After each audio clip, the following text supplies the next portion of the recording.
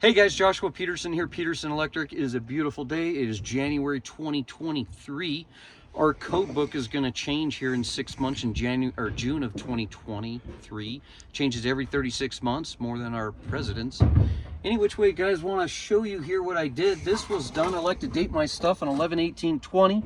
I could not finish my job because with COVID, they didn't want us in there. So this video is going to be a little bit interesting. I'll show you a few different things. This is also my second house where I've had it shot up with a gun. So there was some kind of drive-by, unfortunately, here in Arvada, and the tenants, thank God, they're okay. But they did execute and move and get out. But yeah, this house got shot up pretty bad. So I'll go through that in the video too. It's only my second one. But for my SEO guy, this will be about aluminum pigtail copper splicing, as well as changing your service out. And I want to talk to you a little bit about that real quick. So first thing you got to do is you got to label your panel. And we labeled every circuit so we know if it's going to be 210.12 or 210.8 GFI arc fault protection, or if it doesn't need it at all. So, and I did hear a rumor coming out in 2023 that now the range within 6 foot to the edge of the sink will now be a GFCI protected breaker. That'll be real interesting when we have old school ranges with braided neutrals and not insulated. Basically a 3-wire plug instead of a 4. That's coming up pretty quick. And then the dryer as well, they shall be GFI'd as well, also if it's near a washer. So all of this, guys, right here, these are your dual functions right here. These are your baby blue for arc fault GFI and a Siemens. These are your arc faults. And now we also have to have a surge protection. You have to have a main disconnect outside. This actually had a split bus bar GE panel when it had no main breaker whatsoever, 100 amp. Excel allowed us to come up to a 150 amp. Now this was done almost 2.5 years ago, and Excel actually got out of here fairly quickly so we could update this panel. I'm dealing with one in Windsor right now. It has been 6 weeks, Excel, 6 weeks since I passed my sticker to get on that service, and they have not energized that service yet. Probably because the person's not living there, but because of that -15 degree, which was -21 in Windsor back in mid-December, that actually made the whole water pipe burst. Thank God it was on the load side of the shutoff valve, but either way around it, it popped, and so we have no water in the home because of that. So guys, this is your main disconnect. Got our grounding in here. 2 8-foot ground rods are driven right here. Inter-system bonding bridge bar, bond bushing, are wire sized appropriately, and a large enough panel. And that's your new meter with the bypass lever inside. We'll back up. That service mast is over 3 foot. We had to secure it to the roof and tar it. Any which way, let's go inside. I'm kind of freezing out here. It's a cold day. We already got a ton of snow.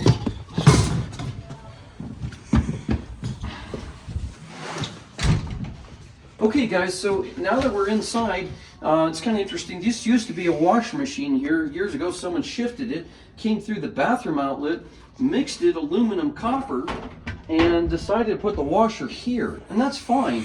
It's just like, for example, here, aluminum copper. That's where you get in trouble. Even if you put a wire nut and pigtail them together. That's where this actually melted down. Now is aluminum to aluminum with an aluminum device. It doesn't matter, they age. So when your devices age, you say, well, how long can I get away with my, I'm just doing a switch. I'm just doing an outlet. My father came in, and my father-in-law, I hear it all the time, my uncle, my brother came into town from Pennsylvania, and he's just doing the kitchen outlets. It just takes one outlet on one circuit to burn your house down. I get this stuff all the time, okay? So, any which way, if you look in the code book,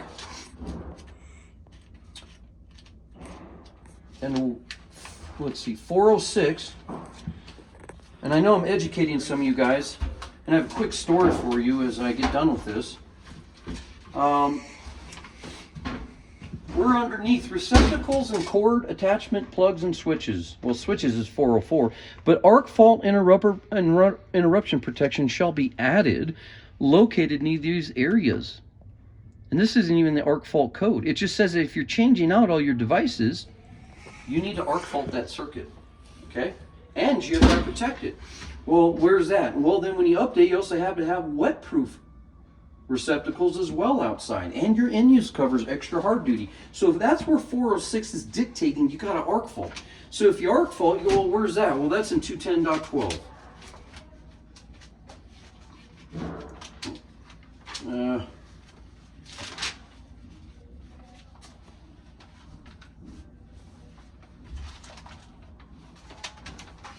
Okay, here, Juanito. This is 210.12, arc fault protection in dwelling units. Oh, that light's bad. Okay? It's basically talking about all the different areas of rooms. I don't have time to go over that in the video.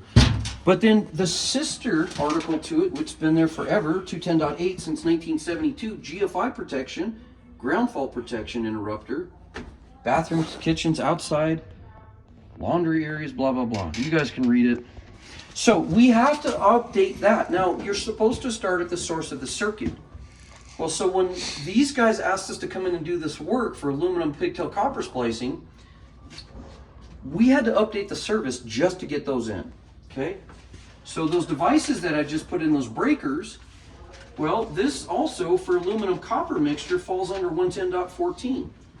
And so they talk about your terminal, your splices, your temperature limitations. It talks about your aluminum copper pigtail splicing, what size of gauge. And then, here, back up. And then you also have your electrical connection. So in 110 is your general provision of aluminum copper mixture, which is called dissimilar metals. And that is in the code, okay? So the other thing we're looking at, guys, is are you grounded in the home? And that's 250, 122. Well, of course this place is grounded because it has the grounds in the panel. Now, the other thing we have to look at, let's go back out real quick. Grounding electrode. So we have grounds in here, right? Here's your naked grounds. There's plenty on the circuits. Okay, and then the dryer coming out, that's going to be, look at the braided neutral. That's how you know they're braided. There's no ground. It's just a braided. So it's non-insulated. So if you had to GFI this, you might have to actually just re-pull the washer dryer. But how do you do that if you have a 2-story house and the basement's sealed and the upstairs is sealed and the drywall's all done on the main level? Well, sometimes you have to cut drywall. So any which way, we are talking about aluminum circuits in a home. Old school, they had a lot of black cable, guys. Doesn't mean it's fish, but that's all aluminum. This is a lighting circuit tied onto the lights, and we're putting an over-the-range microwave. So we have to put a dedicated 20-amp copper circuit for a microwave right here, which will tie down to our gas range plug in case he goes gas. And then in this kitchen, he's got 2 different outlets right there that are not implemented per where it says in 21050 when you serve a countertop. And then this little area is a countertop. So we're going to put 1, 2, 3 plugs off of what he has and pigtail copper aluminum splice it. But you can see how all this is aluminum in the past. These devices were rated aluminum, but they don't have a copper tamper-proof rated or aluminum devices. You have to get copper now, so you got to pigtail copper them, and we're about to do this one. So when you're pigtail copper splicing all of that, we have many different ports here, 2 and 3 ports to use. These Alumicons. So I just had a customer call me up 1 minute and basically said, hey, can you come on, give us a bid? We gave him a bid. He watched all my YouTube videos. Then he wanted to start quoting code at me as I got out there. I was like, oh, okay. And then when I got there and I got all that talked to him about the job, he came back to me and then said, yeah, I hired someone else. And I was like, that's fine. But the other person said he didn't have to change the service. Guys, if you're going to protect the circuit at the beginning, these are branch circuits. So imagine a big tree trunk with branches. You have to protect from the panel. The reason why we upgraded it, and this property management we worked for 10 years, I've done almost every one of their rentals here in Denver and Arvada. But basically, which is probably about 30, I don't know, maybe I've done 20 services out of their 30 homes. But right here, guys, all of this has to be protected from the get-go. And how are they going to do that with a split bus bar GE and a little sub panel next to it?